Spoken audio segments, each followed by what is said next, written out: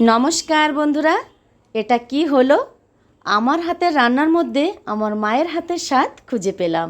কথাই তো আছে, মা গুনে মেয়ে, বাপ গুনে ছেলে।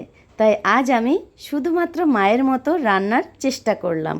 তো আজ আমি শোল মাছের রসা তৈরি করব। তার জন্য আমি কিছু মশলা রেডি করে নিচ্ছি। টমেটো, আদা, রসুন, লাল লঙ্কার গুঁড়ো, জিরের গুঁড়ো, ধনের গুঁড়ো একটু জল দিয়ে বেটে নিলাম। আলাদা করে একটা পেঁয়াজও আমি বেটে রেখেছি। কড়াইতে পরিমাণ মতো সর্ষের তেল দিয়ে গরম করে নিয়ে একটু লবণ দিয়ে দিচ্ছি। লবণ দিয়ে দিলে কড়াইতে মাছ লেগে যায় না। লবণ হলুদ মাখানো শোল মাছগুলো দিয়ে দিলাম। হালকা করে ভেজে তুলে নেব। মাছ ভাজা ওই তেলের মধ্যেই অল্প একটু তেল দিয়ে জিরে দিয়ে দিলাম, তেজপাতা, শুকনো লঙ্কা হালকা করে একটু ভেজে নিয়ে পেঁয়াজ বাটা দিয়ে দিলাম। পেঁয়াজটা 2 মিনিটের মতো একটু ভেজে নিয়ে বেটে রাখা মশলা দিয়ে দিচ্ছি।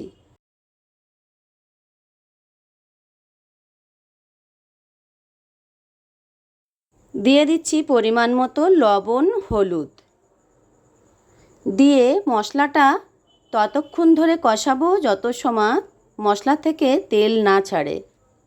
মশলাটা আমি 5 মিনিট ধরে ভালো করে কষিয়ে নিয়েছি। দিয়ে দিচ্ছি গরম জল। ঝোলটা ভালোভাবে ফুটে উঠলে মাছটা দিয়ে দিতে হবে। তবে আমি মাছটা দিয়ে দিয়েছি।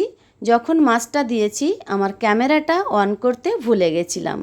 10 মিনিট ঢাকা দিয়ে রান্না করে নিয়েছি। উপর থেকে ধনেপাতা কুচি আর গরম মশলার গুঁড়ো ছড়িয়ে পরিবেশন করে নেব। তো বন্ধুরা, আপনারা যদি বাজারে জ্যান্ত শোল মাছ পান অবশ্যই কিনে নিয়ে আসবেন।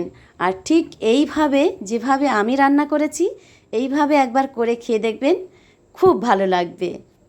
আর কেমন খেলেন অবশ্যই ছোট্ট একটা কমেন্ট করে কিন্তু অবশ্যই জানাবেন। তাহলে বন্ধুরা, আপনারা সবাই দেখলেন আমি পাকা শোল মাছ দিয়ে কিভাবে রসা তৈরি করলাম। আপনারাও ঠিক এইভাবে রসা তৈরি করে খাবেন, খুব ভালো লাগবে। ভালো থাকুন, সুস্থ থাকুন, দেখা হবে নেক্সট ভিডিওতে। বাই।